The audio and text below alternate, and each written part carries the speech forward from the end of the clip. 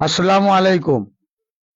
আমাদের গ্রামের একজন অসহায় মানুষ, আমাদের কাদের মামা, ওনার স্ত্রীর শরীর খুব খারাপ, হসপিটালে ভর্তি বর্তমান।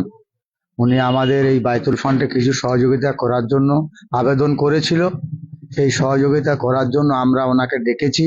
আমাদের সামর্থ্য মতো কিছু ওনাকে সহযোগিতা করছি বর্তমান। আবার আমাদের 8 তারিখে জলসা আছে, সেই জলসায় আমাদের কমিটির কাছে আমরা আবেদন রেখেছি, আরো কিছু একটু বেশি করে পয়সা ওনাকে দিতে পারলে উনি উপকৃত হবে। সেই মতো বর্তমান আমাদের এখন সামনে জলসা, আমাদের প্রচুর খরচা আছে, সেই জন্য আমরা অল্প কিছু সহযোগিতা ওনাকে করছি বর্তমান। আবার 8 তারিখে জলসায় আমরা ওনাকে একটু বেশি করে সাহায্য করার চেষ্টা করব ইনশাআল্লাহ।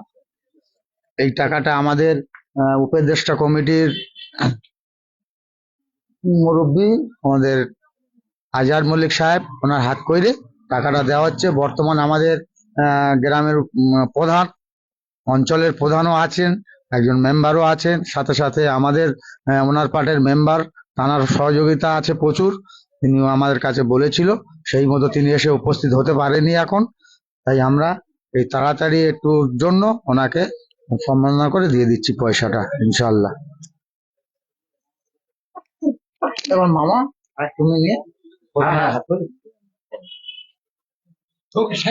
না না ঠিক আছে, কতটা করো, কতটা করো। আসসালামু আলাইকুম।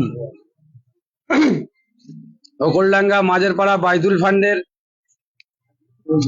সমস্ত কমিটি, এখানে কিছু কমিটি উপস্থিত আছে।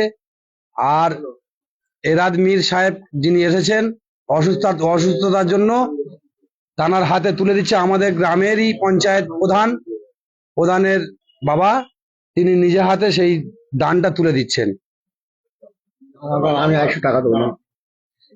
সেই সাথে আমাদের এই পঞ্চায়েতে আরেকজন সদস্য ভাই, তিনি ওই সঙ্গে আরো 100 টাকা দিয়ে সাহায্য করতে চাইছে।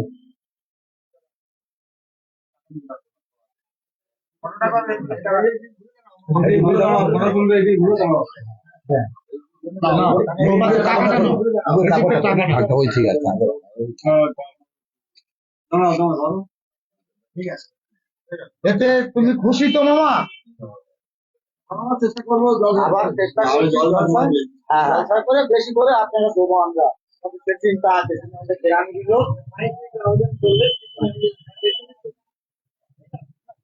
কিছু তোলা হয়েছে। হ্যাঁ বাইরে বাইরে, হ্যাঁ ঠিক।